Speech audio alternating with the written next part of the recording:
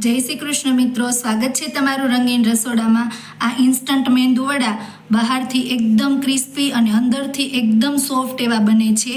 तो तमे पण आ मेंदू वड़ा जरूर ट्राय करजो। आनी अंदर तमे संभार लई शको और लीला नाळिયેરની चटणी पण बनावी शको।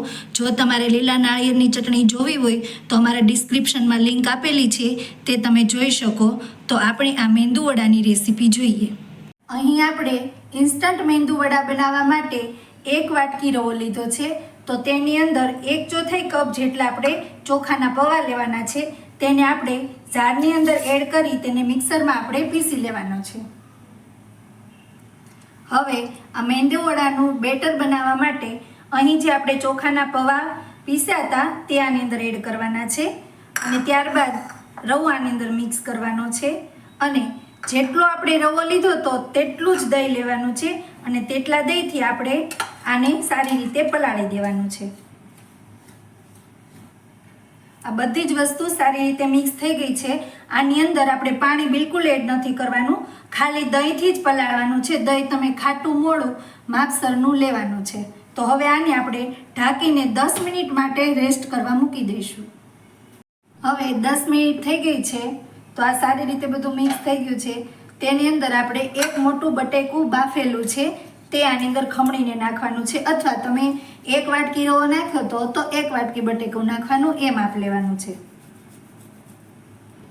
હવે આની અંદર 1 ટીસ્પૂન મરી પાવડર નાખવાનો છે।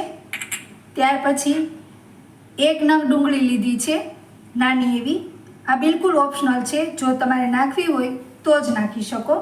ત્યારબાદ આ 1 વાટકી ધાણા લીધા છે ઝીણા સમારેલા, અને લીમડાના પાન છે 4 થી 5 નંગ ઝીણા કટિંગ કરીને લઈ લીધા છે, અને 1 ટેબલસ્પૂન આદુ અને મરચીની પેસ્ટ છે તે એડ કરી દેવાની છે, અને તેની અંદર આપણે સ્વાદ મુજબ મીઠું એડ કરવાનું છે, અને થોડી આપણે હિંગ એડ કરવાની છે, અને 1 ચપટી જેટલા જ સોડા એડ કરવાના છે। આ બધી વસ્તુને આપણે સારી રીતે મિક્સ કરી લેવાની છે।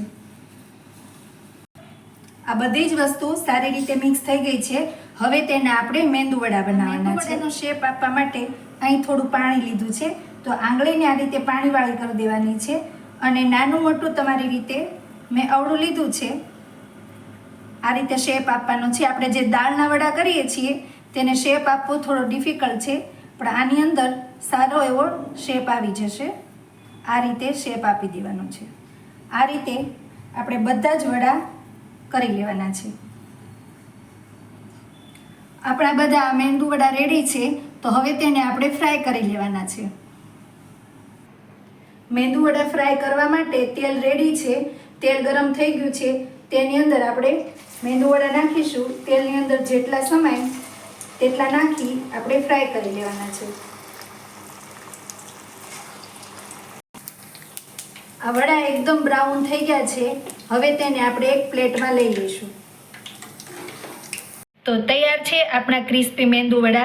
તમે આને સંભાર સાથે અને નાળિયેરની ચટણી સાથે સાંજે ડિનરમાં લઈ શકો, અને બાળકોને કેચઅપ સાથે લંચ બોક્સમાં પણ આપી શકો।